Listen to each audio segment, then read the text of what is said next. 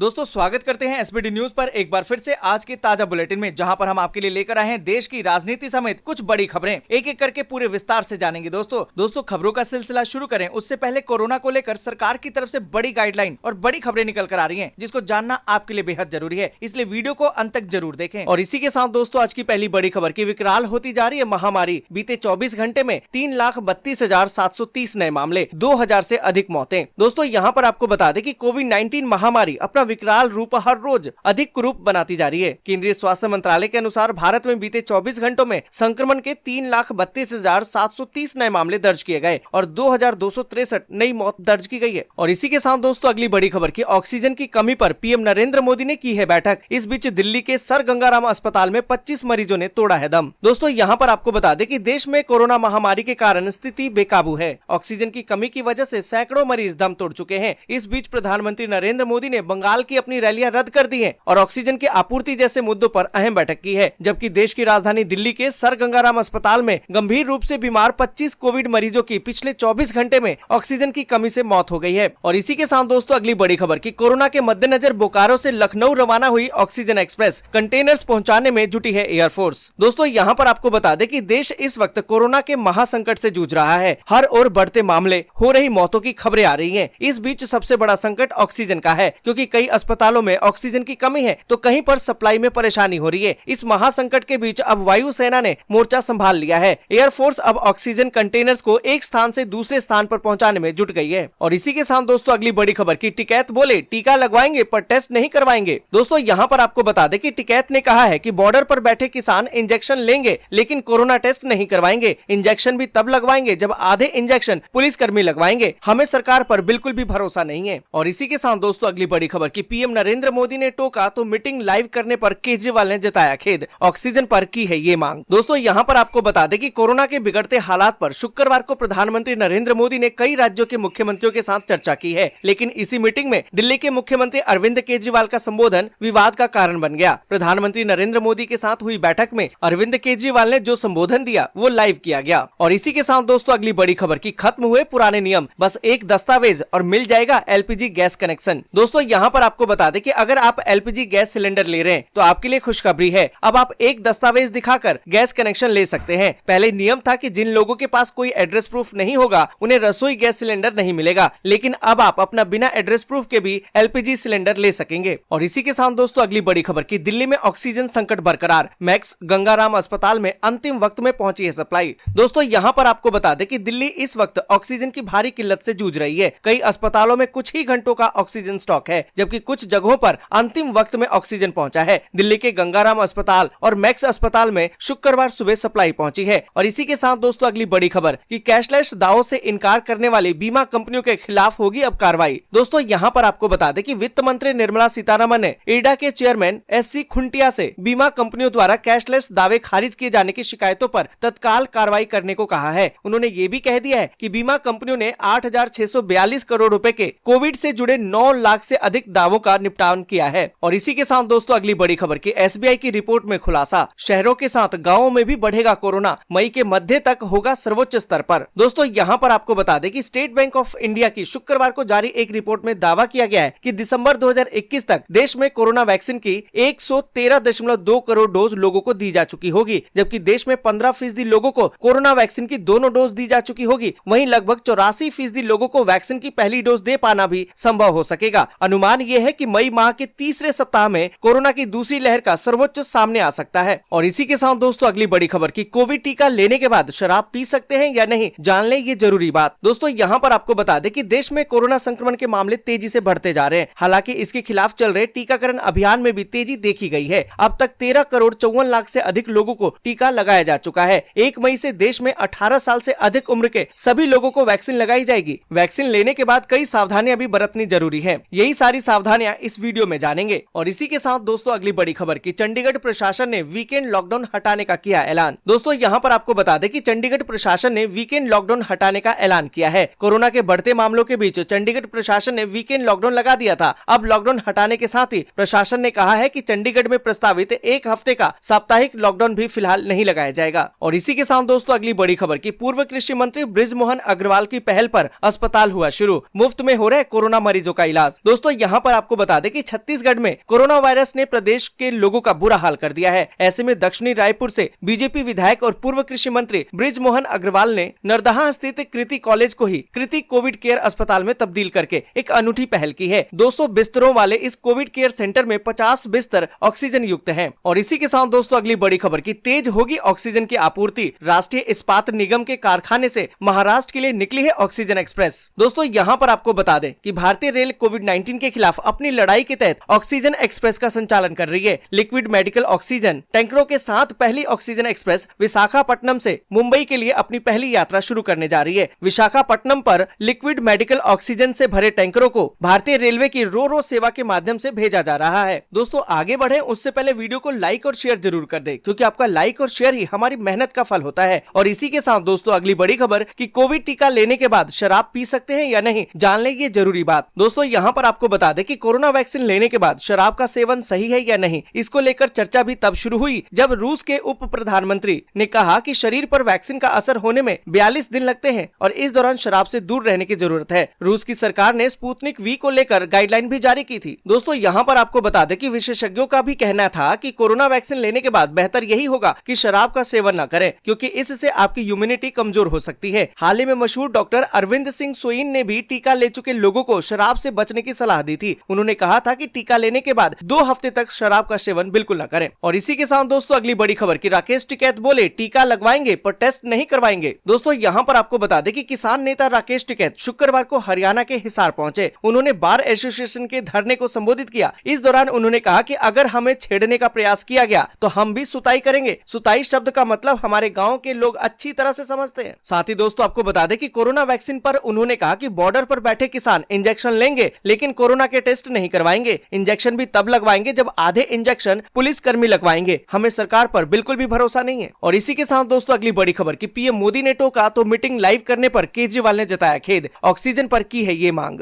दोस्तों यहाँ पर आपको बता दें कि कोरोना के बिगड़ते हालात पर शुक्रवार को प्रधानमंत्री नरेंद्र मोदी ने कई राज्यों के मुख्यमंत्रियों के साथ चर्चा की, लेकिन इसी मीटिंग में दिल्ली के मुख्यमंत्री अरविंद केजरीवाल का संबोधन विवाद का कारण बन गया। प्रधानमंत्री नरेंद्र मोदी के साथ हुई बैठक में अरविंद केजरीवाल ने जो भी संबोधन दिया वो लाइव किया गया। प्रधानमंत्री और मुख्यमंत्री की बातचीत लाइव करने पर प्रधानमंत्री नरेंद्र मोदी की तरफ से आपत्ति जाहिर की गई। इस पर अब दिल्ली के मुख्यमंत्री के कार्यालय की तरफ से सफाई भी दी गई है। यहाँ पर दोस्तों आपको बताते चले कि दिल्ली के मुख्यमंत्री अरविंद केजरीवाल ने प्रधानमंत्री नरेंद्र मोदी से अपील की है कि ऑक्सीजन की कमी काफी ज्यादा है। सरकार को देश के ऑक्सीजन प्लांट को कंट्रोल में लेकर सेना को सौंप देना चाहिए ताकि सभी राज्यों को ऑक्सीजन तुरंत मिल पाए। अरविंद केजरीवाल ने कहा कि वह सीएम होकर भी कुछ नहीं कर पा रहे हैं। और इसी के साथ दोस्तों अगली बड़ी खबर की कोरोना के मद्देनजर बोकारो से लखनऊ रवाना हुई ऑक्सीजन एक्सप्रेस कंटेनर पहुंचाने में जुटी है एयरफोर्स। दोस्तों यहाँ पर आपको बता दें कि देश इस वक्त कोरोना के महासंकट से जूझ रहा है। हर ओर बढ़ते मामले, हो रही मौतों की खबरें आ रही हैं। इस बीच सबसे बड़ा संकट ऑक्सीजन का है, क्योंकि कई अस्पतालों में ऑक्सीजन की कमी हो गई है तो कहीं पर सप्लाई में भी परेशानी हो रही है। इस महासंकट के बीच अब वायुसेना ने मोर्चा संभाल लिया है। एयरफोर्स अब ऑक्सीजन के खाली कंटेनर को एक स्थान से दूसरे स्थान पर पहुंचाने में जुट गया है। दोस्तों यहाँ पर आपको बता दें कि भारतीय वायुसेना ने 3 खाली बड़े कंटेनर को बंगाल के पन्नागढ़ पहुंचाया। इन तीनों कंटेनर्स को ऑक्सीजन से भरा जाएगा और दिल्ली लाया जाएगा। वायुसेना की तरफ से ऑक्सीजन की सप्लाई को पूरा करने के लिए देश के अलग अलग हिस्सों में इस तरह का ऑपरेशन चलाया जाएगा। दोस्तों आज के लिए बस यहीं तक। वीडियो आपको अच्छी लगी हो तो लाइक और शेयर जरूर कर दें। अगर अभी तक आपने चैनल को सब्सक्राइब नहीं किया है तो सब्सक्राइब जल्दी से कर लें।